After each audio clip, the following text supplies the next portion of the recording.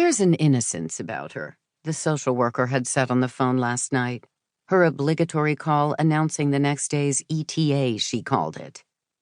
Meaning she's good, well-behaved? What, exactly? Amelia asked. No. More like she's taken herself out of time, if you will.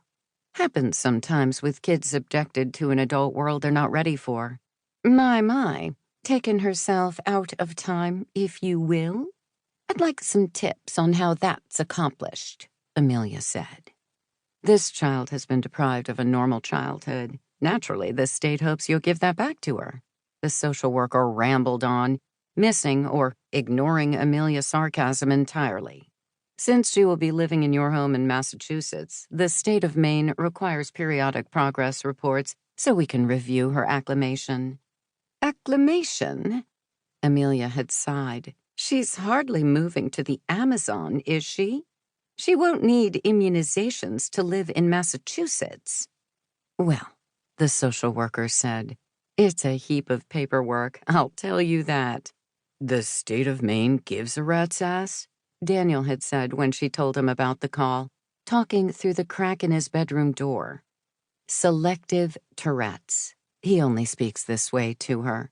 Then again, since her older son never leaves his room, he doesn't have a whole lot of conversations with anyone else. His dad, when he calls, though lately Leo's been going on about how his phone's been wiretapped, Beijing and Moscow spying on him, Google drones hovering, all of them just waiting for him to make a call they can listen in on, he's convinced.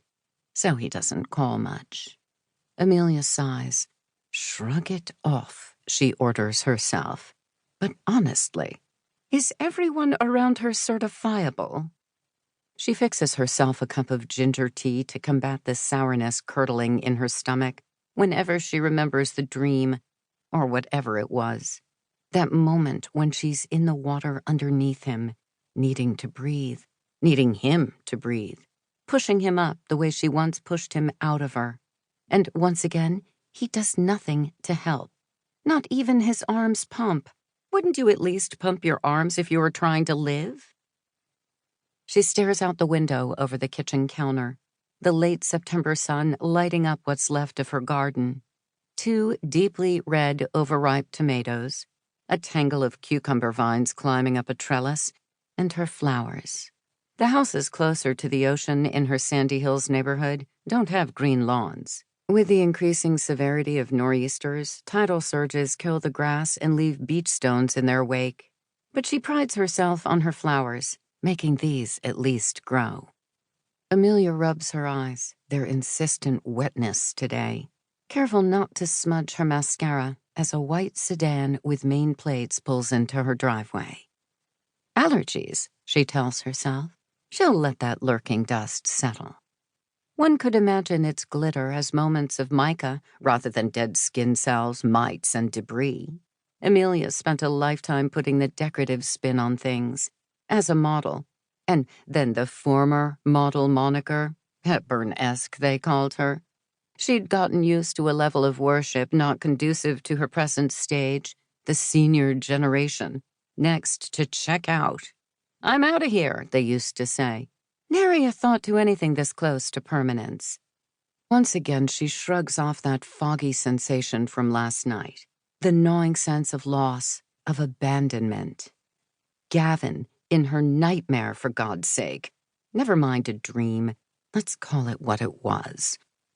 She marches down the hall and opens the front door to his daughter, motioning her and the social worker inside. Heaven, this is your grandma, the social worker chirps after Amelia shuts the door. Oh, please. Am I white-haired and stooped? I was Amelia to your father and uncle. So, how about you call me Grandmelia? She nods at the girl, expecting some sort of acknowledgement. It's rather clever, isn't it? This amalgamation of a name with, ugh, a generational marker? Heaven just stares at the wall, a stocky child with an empty gaze, bland as a bowl of pudding. Or rice? No, rice has some definition to it, an actual structure to the grain, whereas this girl's entire persona emanates